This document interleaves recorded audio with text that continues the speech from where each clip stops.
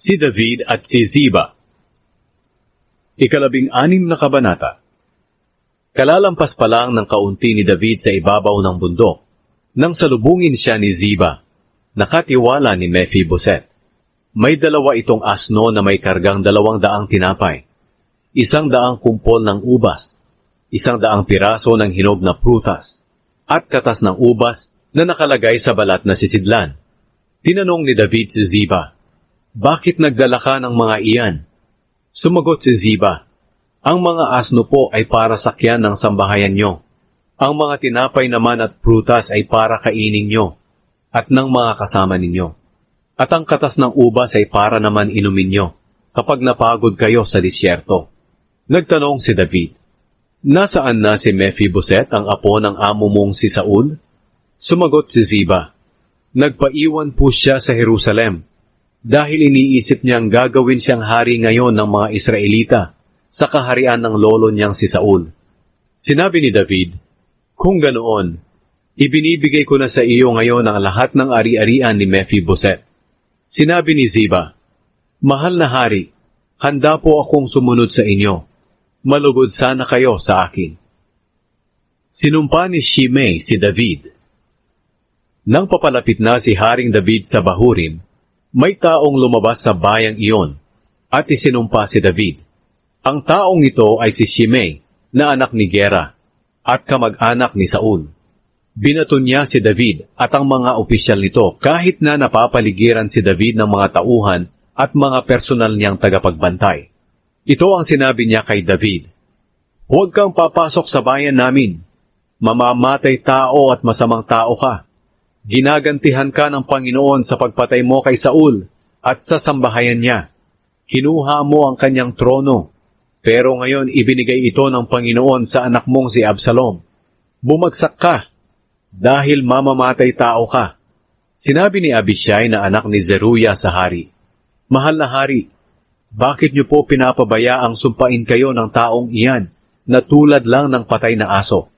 Payagan niyo po akong pugutan siya ng ulo."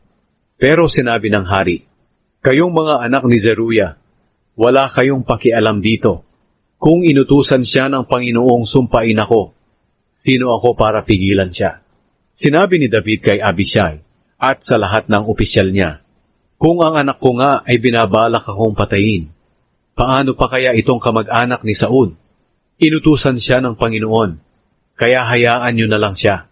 Baka makita ng Panginoon ang paghihirap ko at gantihan niya ng kabutihan ang kasamaang nararanasan ko ngayon." Kaya nagpatuloy sa paglakad sina David at ang mga tauhan niya.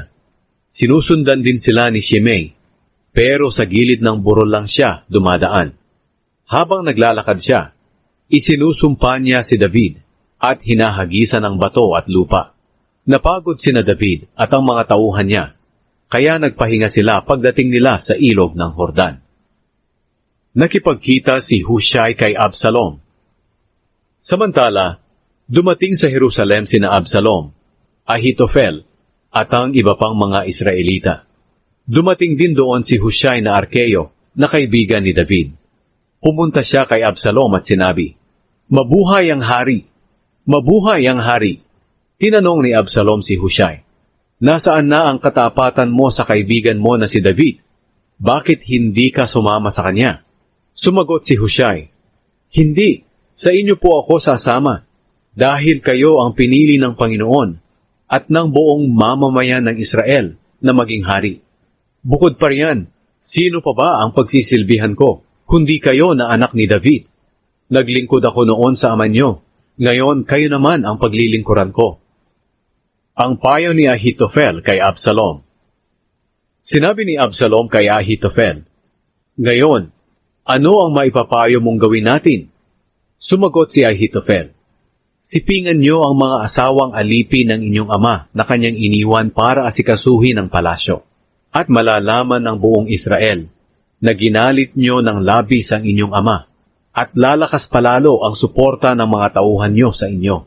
Kaya nagpatayo sila ng tolda sa bubungan ng palasyo para kay Absalom, at nakikita ng buong Israel na pumapasok siya roon para sumiping sa mga asawa ng kanyang ama. Nang mga panahong iyon, Sinusunod ni Absalom ang mga payo ni Ahitofel, gaya ng ginawa ni David, dahil ipinapalagay nilang galing sa Diyos ang bawat payong ibinibigay ni Ahitofel.